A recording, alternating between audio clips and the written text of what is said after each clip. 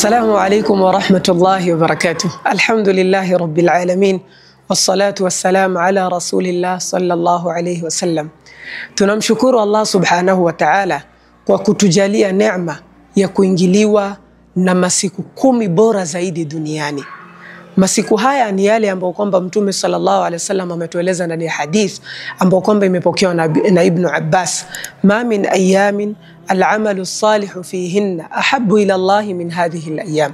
Hakuna masiku ambayo kwamba amali bora inapendeza zaidi kwa Allah zaidi ya haya masiku 10 ambao kwamba ni masiku 10 ya Dhulhijja.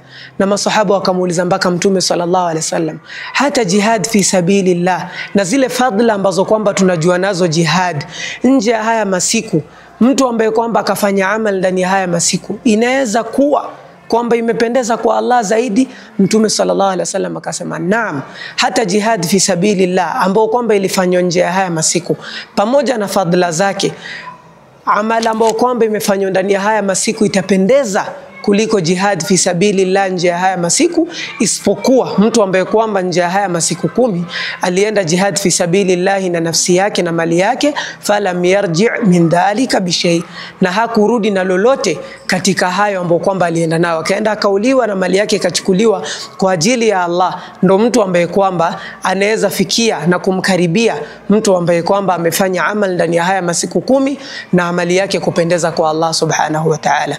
Ukishajua hayo ndugu yangu Muislamu, what it means ni kwamba katika zile swala zote ambazo kwamba umeziswali ndani ya mwaka mzima, hakuna swala ambazo kwamba Allah subhanahu wa ta'ala zinampendeza kama zile ambazo kwamba utaziswali ndani ya hizi siku 10.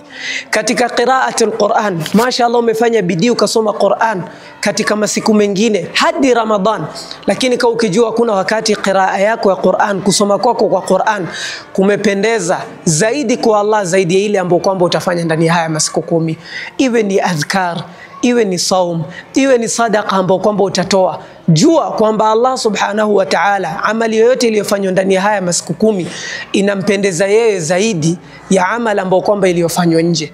Na ili tupate kujua, hebu mimi nikuulize swali. Leo hii ukimpata binadamu ambaye kwamba ni kiumbe dhaifu, binadamu mkarimu, ukamfanyia kitu ambacho kwamba wanapenda, wao wanasema nini? Malaktahu, kwamba umemiliki yule binadamu, kana kwamba wanajiuliza ni nini mimi nitamfanyia huyu mtu kwa wema ambao kwamba amefanya kitu kunifurahisha. Binadamu ana feel I'm in debt kwamba niweze kumfurahisha huyu mtu.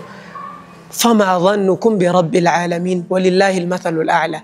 Nyinyi mnamdhania nini Allah? Na Allah akona mfano wa juu zaidi, wala hatuwezi mpigia mfano.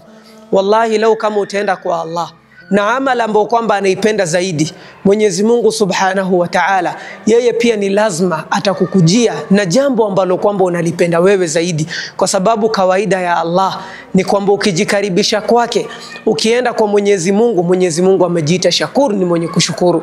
Kwa hivyo unapata faida ya kupata fadla ya amal ambazo kwamba Mwenyezi Mungu amezipenda zaidi kuliko zote, na pia umepata faida ya kwamba umejikaribisha kwa Allah kwa kitu ambacho kwamba anapenda, na wewe ni usubirie Mwenyezi Mungu akukujie na vitu ambazo kwamba unazipenda wewe. Tunaomba Allah subhanahu wa ta'ala kama alivyotupatia neema ya kuingiliwa na haya masiku 10 bora zaidi duniani, the best days of the world, the best days of the year, tunamuomba Allah subhanahu wa ta'ala pia ajalie atupatie tawfik ya kufanya amali mzuri katika haya masiku 10 na kufaidika nayo. Shukran, jazakumullahu khairan, barakallahu fikum.